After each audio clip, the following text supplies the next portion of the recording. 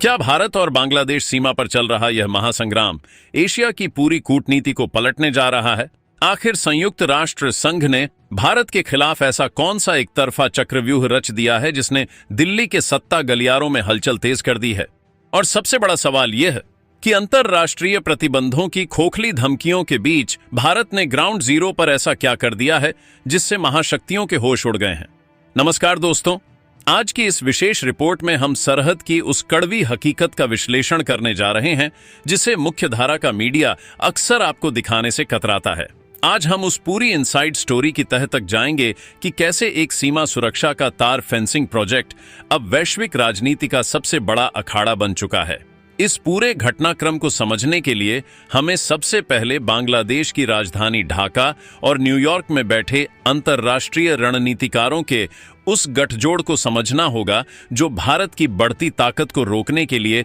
साजिश के ताने बाने बुन रहा है।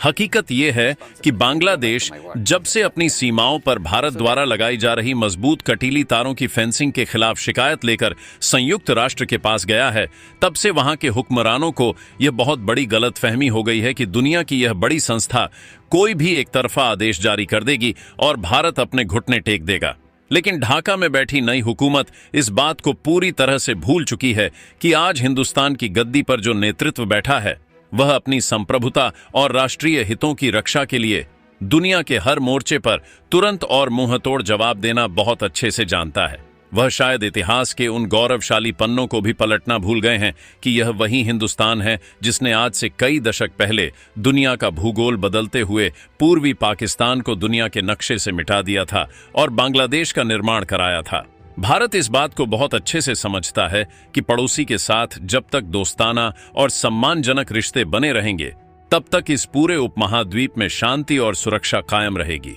लेकिन अगर कोई पड़ोसी देश अपनी हदें पार करने की कोशिश करेगा और अंतर्राष्ट्रीय ताकतों के हाथों का मोहरा बनकर हमारी राष्ट्रीय सुरक्षा को चुनौती देगा, तो इतिहास गवाह है कि भारत के लिए अपनी सरहदों की हिफाजत करना कोई बहुत मुश्किल काम नहीं है।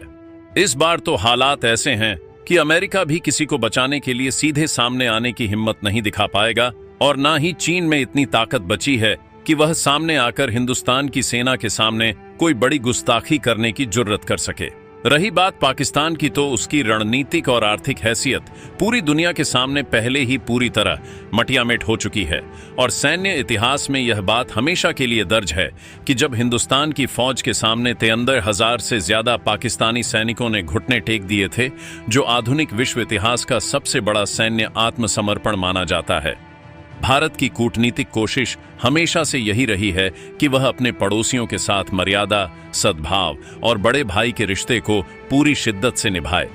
लेकिन जिस दिन देश की सुरक्षा एजेंसियों को यह लगने लगता है कि सामने वाला देश भारत के राष्ट्रीय हितों को गहरी चोट पहुंचा रहा है, उस दिन रणनीतिक संतुलन को बदलने में दिल्ली को देर नहीं लगती। अब इस पूरे जमीनी विवाद के बीच संयुक्त राष्ट्र की जो एंट्री हुई है उसने मामले को और भी ज्यादा पेचीदा बना दिया है।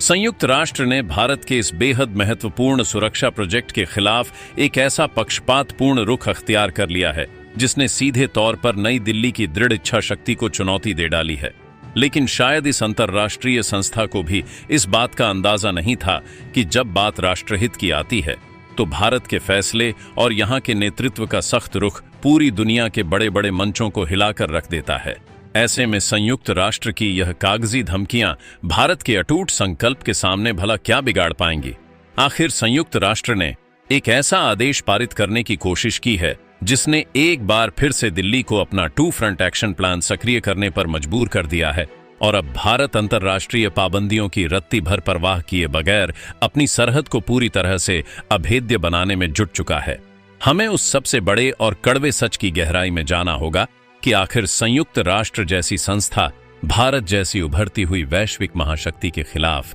ऐसा पक्षपातपूर्ण रवैया क्यों अपना रही है।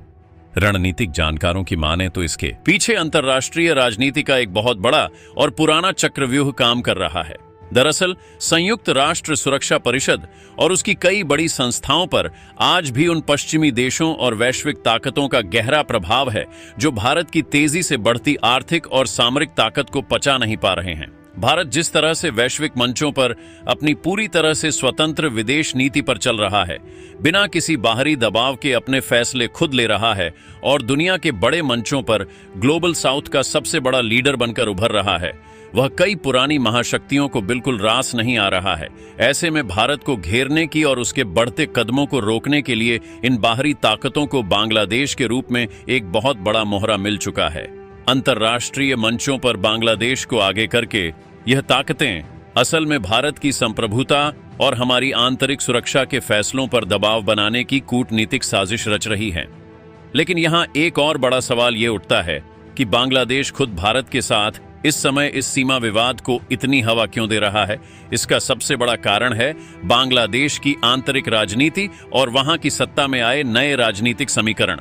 ढाका की नई हुकूमत इस समय अपने देश के भीतर मौजूद चरमपंथी और भारत विरोधी तत्वों को खुश करने की कोशिश में लगी हुई है ताकि अपनी राजनीति की जमीनी हकीकत को और भी ज्यादा पुख्ता किया जा सके। इसके अलावा भारत बांग्लादेश सीमा पर फेंसिंग का काम पूरा होने का सीधा मतलब यह है कि सीमा पार से होने वाली अवैध घुसपैठ, मानव तस्करी, जाली नोटों का कारोबार और करोड़ों रुपए की स्मगलिंग हमेशा के लिए पूरी तरह से बंद हो जाएगी। वहां का एक बहुत बड़ा और रसूखदार सिंडिकेट जो पिछले कई दशकों से इस खुली सरहद का नाजायज फायदा उठाकर भारत विरोधी गतिविधियों को अंजाम देता आया है, वह इस फेंसिंग प्रोजेक्ट की रफ्तार को देखकर पूरी तरह से बौखला उठा है। यही वजह है कि वे जानबूझकर सीमा पर तनाव पैदा कर रहे हैं ताकि इसे एक बहुत बड़ा अंतर्राष्ट्रीय मुद्दा कर भारत को बैकफुट पर धकेला जा सके। लेकिन ढाका और न्यूयॉर्क में बैठे रणनीतिकार शायद यह भूल गए हैं कि दिल्ली के साउथ ब्लॉक में एक बार जो काउंटर स्ट्रेटजी तैयार कर ली जाती है वह बड़े से बड़े चक्रव्यूह के परखच्चे उड़ाने के लिए काफी होती है। भारत ने पूरी दुनिया को साफ कर दिया है कि वह इन ताकतों के कूटनीतिक खेल को बहुत अच्छे से समझता है। यही कारण है कि भारत ने अपनी नीति को केवल रक्षात्मक बनाए रखने के बजाय बेहद आक्रामक मोड़ पर डाल दिया है, जिसका नतीजा बहुत जल्द पूरी दुनिया के सामने आने वाला है। अगर हम बीते सालों के इतिहास के पन्नों पर नजर डालें तो भारत और बांग्लादेश के रिश्ते हमेशा से एक जैसे नहीं रहे हैं, बल्कि इनमें कई बार बड़े रणनीतिक उतार चढ़ाव आए हैं। साल 1971 में बांग्लादेश के जन्म के समय जो एक गहरी दोस्ती और कृतज्ञता की भावना थी, वह समय के साथ ढाका की आंतरिक राजनीति के कारण बदलने लगी। जब भी बांग्लादेश में भारत की समर्थक सरकार रही, तब दोनों देशों के बीच सीमा विवाद को सुलझाने और व्यापार को बढ़ाने पर सकारात्मक काम हुए।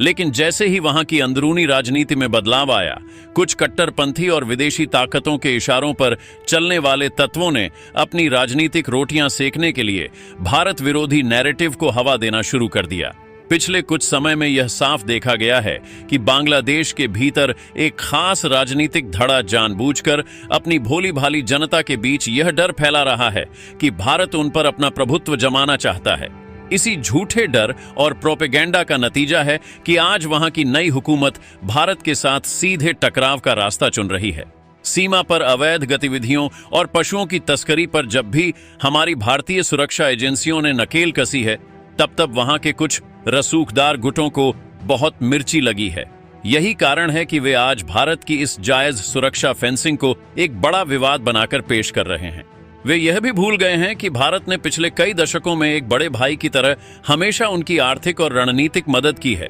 चाहे वह प्राकृतिक आपदा के समय अनाज और दवाइयां पहुंचाना हो या फिर अंतर्राष्ट्रीय मंचों पर उनका साथ देना हो। लेकिन इतिहास गवाह है कि एहसान फरामोशी की कूटनीति कभी लंबे समय तक नहीं टिकती। बांग्लादेश आज जिस तरह से भारत के खिलाफ संयुक्त राष्ट्र का दरवाजा खटखटा चुका है, वह असल में उसकी इसी बदली हुई नकारात्मक सोच का नतीजा है। वह दुनिया को यह दिखाना चाहते हैं कि वह भारत के सामने झुकने वाले नहीं हैं, लेकिन हकीकत यह है कि इस तरह का व्यवहार करके वे खुद अपने पैरों पर कुल्हाड़ी मार रहे हैं। दिल्ली के रणनीतिकार इस पूरे इतिहास और उनके बदलते मिजाज को बहुत अच्छे से समझ रहे हैं और यही वजह है कि भारत ने इस बार पूरी तरह साफ कर दिया है कि पुरानी दोस्ती अपनी जगह है, लेकिन जब बात देश की सरहद और नागरिकों की सुरक्षा की आएगी तो यह नया भारत किसी के पुराने रिश्तों की दुहाई सुनकर अपने कदम बिल्कुल भी पीछे नहीं खींचेगा। इस बदलते इतिहास और अंतर्राष्ट्रीय साजिशों के बीच जिस खबर ने सबसे ज्यादा खलबली मचाई है, वह दिल्ली के साउथ ब्लॉक से निकलने वाला भारत का front to front action plan है। जब संयुक्त राष्ट्र के बंद कमरों में भारत को प्रतिबंधों की खोखली धमकियां दी जा रही थीं और ढाका की नई हुकूमत जश्न मनाने की तैयारी कर रही थी, ठीक उसी समय हिंदुस्तान के शीर्ष नेतृत्व ने रक्षात्मक होने के बजाय एक साथ दो अलग अलग मोर्चों पर अपनी बिसात बिछा दी थी। भारत की यह दोहरी कूटनीति साफ कर रही है कि देश का शीर्ष नेतृत्व न तो कागजी प्रतिबंधों के डर से घुटने टेकने वाला है और न ही अपनी सरहद को अभेद्य बनाने के इस ऐतिहासिक मिशन को बीच में छोड़ेगा, बल्कि अब भारत इस चक्रव्यूह को सीधे अंतर्राष्ट्रीय मंच पर ध्वस्त करने जा रहा है। इस बेहद गोपनीय और आक्रामक रणनीति के तहत भारत एक साथ अंतर्राष्ट्रीय नियमों और जमीनी हकीकत दोनों मोर्चों पर पूरी ताकत से खेल रहा है।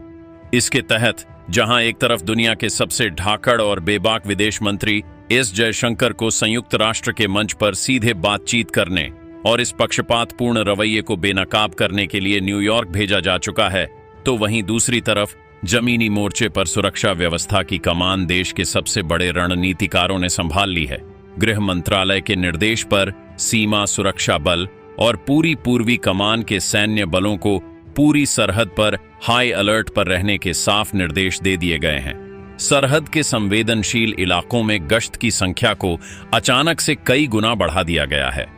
अचानक से 60,000 से ज्यादा अतिरिक्त जवानों की तादाद में सीमा सुरक्षा बल को अग्रिम मोर्चों पर तैनात किया गया है और आधुनिक निगरानी उपकरणों तथा रडार सिस्टम को 24 घंटे सक्रिय मोड पर डाल दिया गया है। भारतीय सुरक्षा एजेंसियों को यह स्पष्ट निर्देश दिए जा चुके हैं कि सीमा पार से होने वाले किसी भी तरीके के उकसावे या सरहद पर की जाने वाली संदिग्ध हरकतों का जवाब बेहद सख्ती से और बिना किसी हिचकिचाहट के तत्काल मौके पर ही दिया जाए। इस सैन्य तत्परता और दिल्ली के कड़े रुख ने अंतर्राष्ट्रीय मंचों पर भारत के खिलाफ लॉबिंग करने वाले देशों को भारी तनाव में डाल दिया है, क्योंकि वे बहुत अच्छे से जानते हैं कि जब भारत अपनी संप्रभुता की रक्षा के लिए इस तरीके का कड़ा रुख अपनाता है तो फिर वह किसी भी अंतर्राष्ट्रीय दबाव के सामने 1 इंच भी पीछे नहीं हटता। दिल्ली के इस front to front action plan का जो सबसे आक्रामक और निर्णायक मोड़ है, वह है देश के सबसे बड़े सुरक्षा रणनीतिकार का सीधे ग्राउंड जीरो पर एक्टिव होना। जब अंतर्राष्ट्रीय मंचों पर भारत को घेरने की बड़ी साजिश रची जा रही थी, ठीक उसी समय भारत के राष्ट्रीय सुरक्षा सलाहकार यानी अजीत डोभाल का सीमा सुरक्षा से जुड़े संवेदनशील इलाकों का खुद दौरा करना सीमा पार बैठी ताकतों के लिए एक सीधा, कड़ा और अंतिम अल्टीमेटम था। कूटनीतिक गलियारों में इस कदम को बेहद गंभीरता से देखा जा रहा है, क्योंकि यह साफ संकेत दे रहा है कि कागजी धमकियां या फिर अंतर्राष्ट्रीय संस्थाओं के एक तरफा आदेशों के दबाव में आकर भारत अपनी सरहद की सुरक्षा को लेकर रत्ती भर भी ढिलाई बरतने के मूड में नहीं है। अजीत डोभाल के इस कड़े रुख ने सीमा पार के उन चरमपंथियों और घुसपैठियों के मंसूबों पर पूरी तरीके से पानी फेर दिया है जो संयुक्त राष्ट्र के आदेश की आड़ में सोच रहे थे कि भारत अपनी फेंसिंग के काम को बीच में रोक देगा। लेकिन संदिग्ध गतिविधियों और अवैध घुसपैठ से पूरी कड़ाई से निपटने के इस आदेश ने उनके होश उड़ा दिए हैं।